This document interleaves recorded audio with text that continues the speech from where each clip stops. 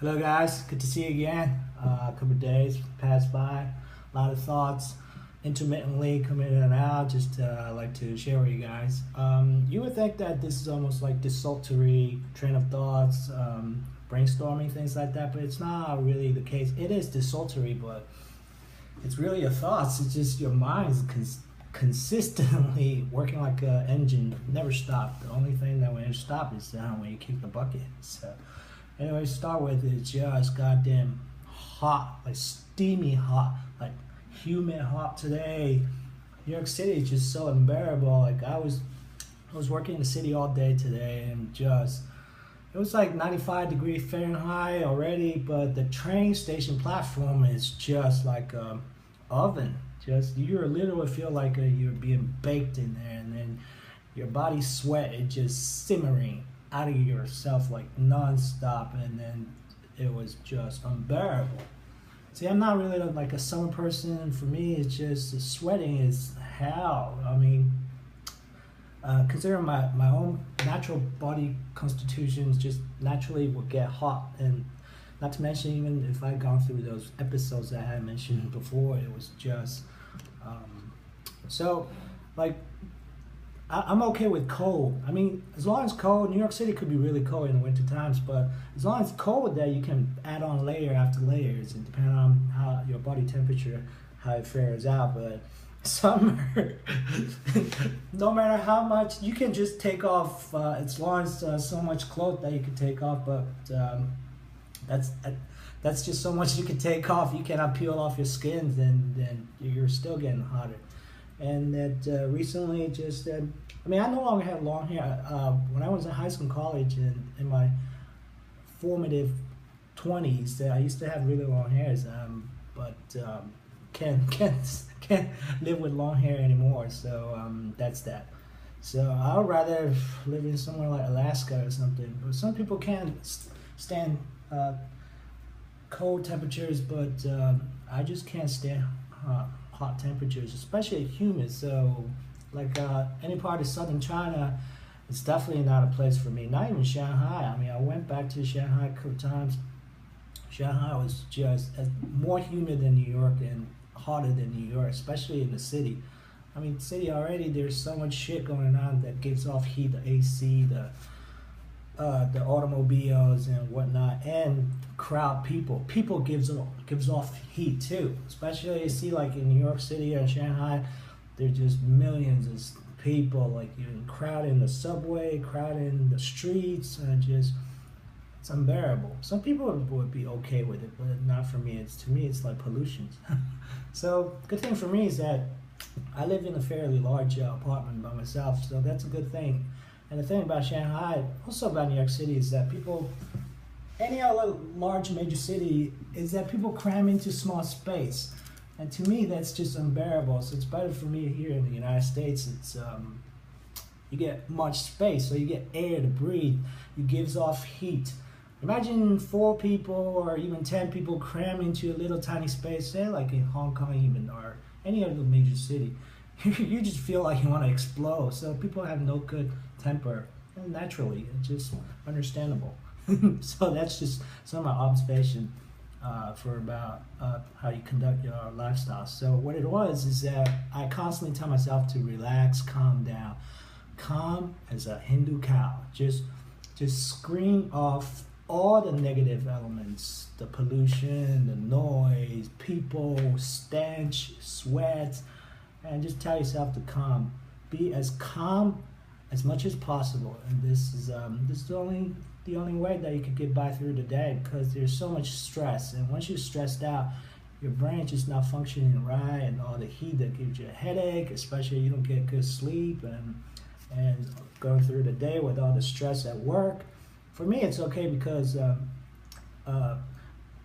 like I work in the city hall courts, and those courthouses are built during the 19th century. So those courthouses are huge with extremely high ceilings, and their AC condition was very, very good. So it's cool in there. So, and going through the trials and going through that, it's to me, it's already I got used to it. So it's no biggie for me. I mean, of course, I understand how the plaintiff and the defendant that going up there was completely under stress. Understandable if you're going through divorce trials or you're going through criminal litigations and things like that. But that's just life, you know. So make the best out of it while you can. Well, that's actually not the topic I was thinking about as it come to me lately, because there's so much things going on in your life, things that you look up to, things that you're fond of, people that you like, your idols, celebrities, philosophers, thinkers, writers, you name it, artists. But then it just came to me that there was a lot of these online websites, say like even like Facebooks or any other sites. They'll ask you, even like YouTube as well. They ask you a lot of generic questions, personal information. You say something about yourself, and one of these generic questions is that, like, what are you fond of? What's your hobby? And like, who's the biggest influence in your life? That's a major part that I want to touch upon, because the way I think about it is that really. So to answer that question, I think on Facebook, a lot of people would say their parents or their teachers or their coach or any of the idols that they're fond of. But the way I answer that question is really yourself. You are the biggest influence of yourself. All the other major parts of major characters in your life, the people that you like, people that you worship even, or people that you so aspire to, but they're still them.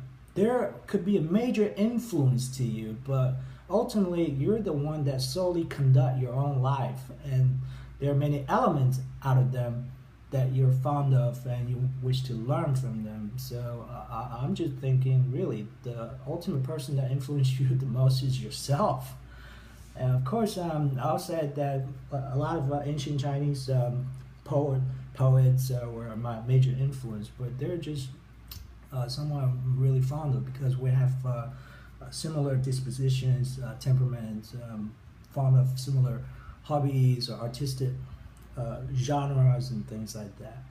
And lately, I was reading and I was watching a lot of this Southern Song Dynasty monk is called Qi Gong. Any of you Chinese, you would know who Qi Gong is, just like any of you Western Christians or not, you would know who St. Francis of Assisi, Francesco, who he is. And both of them living around, I would say almost around the same time, by the turn of the 11th century or so. Southern Song Dynasty is around that time too, around 1200. I can't be specific on that one, but that's not important. But the thing about Qi Gong, who is a monk, Buddhist monk, and he is quite a rebel character, is because he drinks and eat meat. And so this is what's so legendary about him. Of course, that legend turns into myth, and then saying that he performed a lot of miracles. And so, but there is a historic called Qi Gong. And on the other hand, it was just like St. Francis was also born into a very well-off family, just like Qi Gong actually came from a very well-off family background as well. But then St. Francis was also the kind of character that also, even he developed the Order of St. Francis, and basically he gave up everything and became like a beggar. And also because he followed the true gospel of the Bible. So all of them, I think they have a very interesting life. Not that I just think these characters are really interesting. So I wouldn't say these people are influenced me the most, but there are so many of these people that you look up to. You